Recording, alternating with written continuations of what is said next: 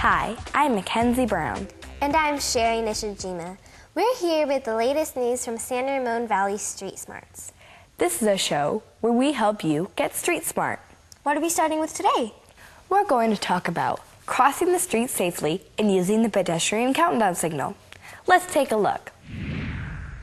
It's important to remember that each person is responsible for their own safety.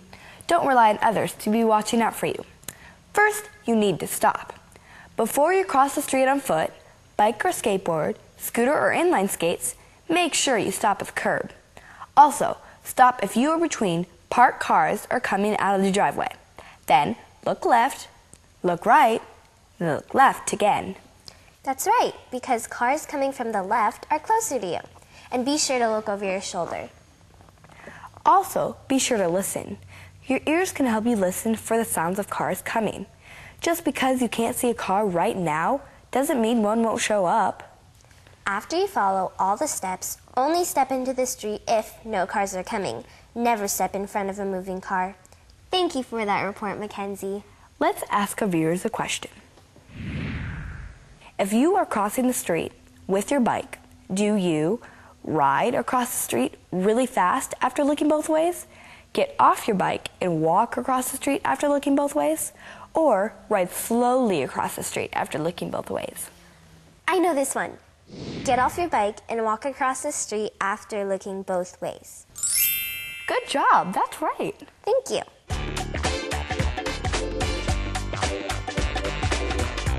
Our next report is on pedestrian traffic signals.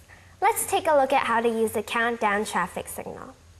This is a walk signal. When you see this, it is okay to walk. This is a flashing hand. This means you're running out of time and should continue to walk quickly across the street. Never start crossing when you see the flashing hand. Push a button and wait for the walking person to reappear. This is a solid hand. This means wait. Do not cross.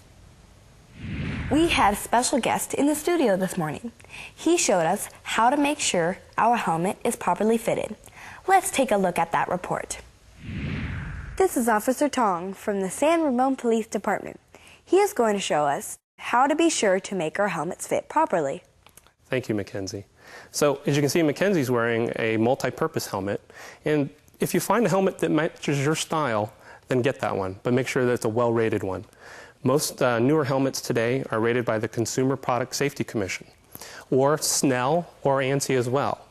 Mackenzie's wearing a helmet that's a multi-purpose helmet. It can be worn for different types of things. But in terms of bicycle helmets, there are more specific helmets that are specially made for bicycle riding. But mostly the same thing. They're all made of polystyrene foam that protects your head in the event of a crash. Now, the most important thing is once you find a helmet that fits you well, that you like, we got to make sure that you're wearing it properly. So one of the first things we want to do is make sure that it's on your head in a level position, no more than 1 to 2 fingers above your head from your eyebrows up to the tip of the helmet. We also want to make sure that the side straps, right here in the shape of a V, go right below the earlobe. That's important. And then as well underneath the chin strap. Tight, but not too tight. Able to fit 1 or 2 fingers beneath it.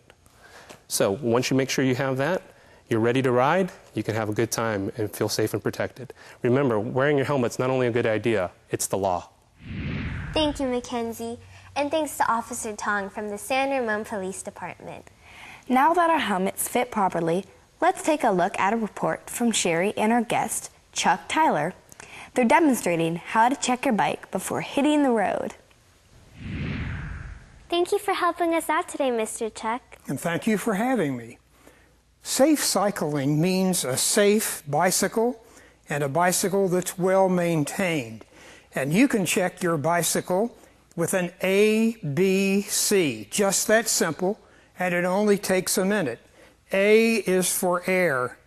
Bicycle tires are thin rubber and they're porous and they lose air every day. It's a good idea to check the tire pressure before each ride. And a good check is the squeeze test. You squeeze the tire, and if you can depress the tire in any way, it needs to be inflated. And a bicycle with well-aired tires rides a lot easier. B is for brakes. What you do is squeeze the brake lever and you check the brake arms and the pads. Do they strike the rim evenly? And if they don't, the brake needs attention. The brake pads need to be replaced or the brake system needs to be adjusted. C is for chain. Check the chain. See if it's dry or rusty, and if it is dry or rusty, it needs to be lubed and should be lubed with a dry lube, one that has Teflon in the name. And a lubed chain makes the bike ride a lot easier. Check the chain to see if it hangs down, and if it does hang down, it's loose or worn and should have immediate attention. And it's just that simple. A, B, C. A for air, B for brakes, C for chain. And if you'd like a comprehensive bike check, take it to your local bike shop. They'll be pleased to do it for a minimum charge or even free.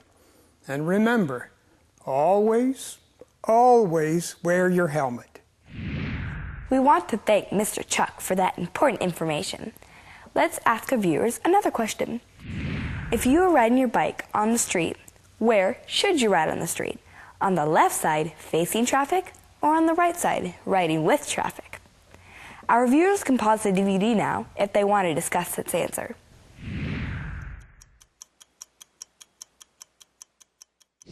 If you answered, always ride your bike on the right side of the road with traffic, then you are correct.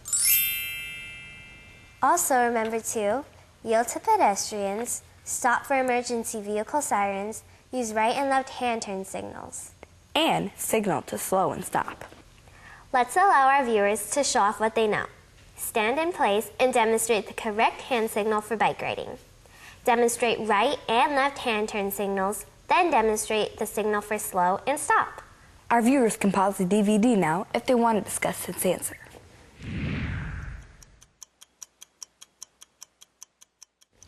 If you demonstrated these 3 hand positions, then you are correct.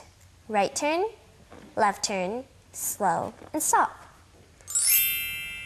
Our next story comes to us from San Ramon, where some neighborhoods have created a walking or biking school bus. A walking school bus is a group of children walking to school with 1 or more adults. If that sounds simple, it is, and that's part of the beauty of the walking school bus. It can be as casual as 2 families taking turns walking their children to school, or an entire neighborhood using a prearranged route and time to walk to school. A variation on the walking school bus is the bicycle train, in which adults supervise children riding their bikes to school. Students and their parents can decide if a walking school bus or bicycle train is right for them by answering some simple questions. Do you have room to walk? Are there sidewalks and paths? Is there too much traffic? Is it easy to cross the street? Do drivers behave well? Do they yield to walkers? Do they speed? We have another special guest today in the studio. We want to welcome Danville Police Officer Jason Hoshauer. He's going to talk to us about distractions and safety. Hi girls, thanks for having me on the show. No problem. You know, the world of traffic is fast-paced and dangerous, so it's important to always be paying attention to your surroundings, especially in today's world filled with high-tech devices. Like MP3 players? Exactly. MP3 players, cell phones, and portable video game systems are fantastic inventions that are a part of everyday life for a lot of kids. However, it's important everyone understands there's a time and place for everything. When you're out around traffic, you shouldn't be distracted. Listening to headphones can affect your ability to hear possible dangers on the road. And texting your friends or playing games while biking or walking, well, it makes it hard to see what's going on around you and affects your ability to make good, quick decisions. Thank you, officer. Let's take a minute and ask our viewers another question about visibility while walking or biking. That's a great idea. Viewers can take a minute and list 3 things they can do to improve visibility while walking or riding their bike, scooter, or skateboard. Our viewers can pause the DVD now if they want to discuss this answer.